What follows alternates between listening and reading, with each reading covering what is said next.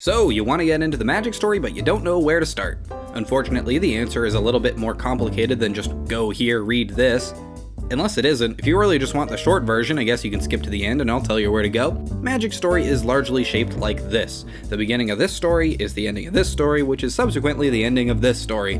This makes things tricky because no matter where you start, you're gonna be missing some context. To get started, we gotta give you some points of reference for where the story is actually located. Anything before 2014 is mostly contained in books. Some people really like these, I haven't read them. Hope you like ebooks though, because they are pretty rare printings. Ebooks are available wherever you get ebooks. Starting in 2012, they ran some online short stories alongside the novels. They don't contain much actual story, but they're packed full of awesome flavor, lore, side character moments, and world building. They can be found by digging through the MTG wiki page on stories, which I will link in the description. In 2014, starting with Khans of Tarkir, Wizards moved away from novels and started publishing weekly short stories online, which actually contained the story for the sets. This began the 5-year golden age of lore. There are 164 stories in the era, and this era contains all my favorites. It takes you from Khans all the way through Gatewatch Saga and concludes right before War of the Spark.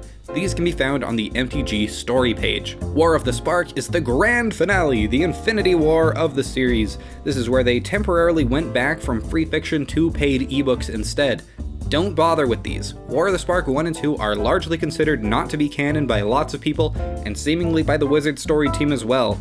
They're badly written, they're homophobic, and just generally bad, no good. They published a pair of books after that. Sundered Bond is fine, but also inconsistent with other story. The Wildred Quest is one of the worst books I've ever read in my life and should be avoided. Find a recap for these on YouTube somewhere. After these books and the general sales model was so poorly received by the community, they cancelled all their plans for future ebooks, which is why there's this random dark spot where the Theros Beyond Death story is supposed to be. But thankfully they switched back to free fiction on the website, starting with Zendikar Rising, which takes us up to today. These can also be found on the story page. Beyond that, there's also games and comics and a bunch of other weird stuff. I can't help you find those because it's all over the place, but the MTG wiki page is a very useful resource. Unfortunately, trying to search through the actual mothership is largely a fruitless endeavor because none of the links work. So the way I see it, you have a couple ways of approaching things. Of course, there's the books, which lots of people would love to recommend. I would say look ahead at reviews for any books you want to read, especially if you're going to pay for them, because by all accounts, lots of them are pretty hit or miss in terms of quality.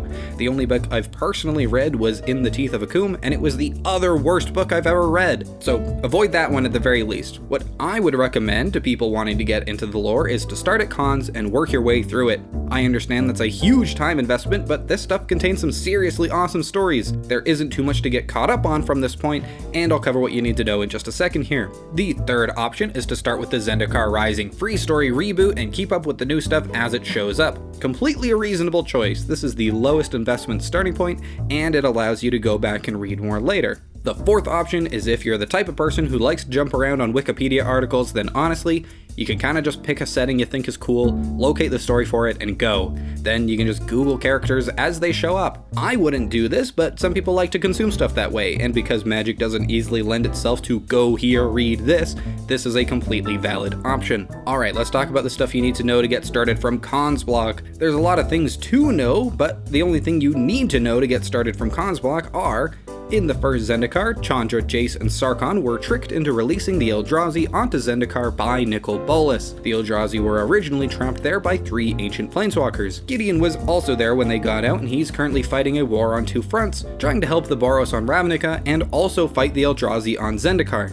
He and Chandra have a sort of enemies to friends relationship at this point. Jace left Zendikar, jumped through some hoops, and became the living embodiment of law on Ravnica. At some point you're going to meet Liliana. She and Jace have a long history where she was a very abusive and manipulative romantic partner. They both hate a dude named Tezzeret. Sorin and Ujin have been friends for several millennia, but Sorin hasn't seen him in a while, so he's currently trying to find out where he went. Sarkhan is taking some R&R after being enslaved by Bolas for a long time, so he's returning to his home plane. That's all you really need to know. Get in there, buddy. There's a lot more to know, but it isn't essential to your reading experience. Get in there and enjoy some reading.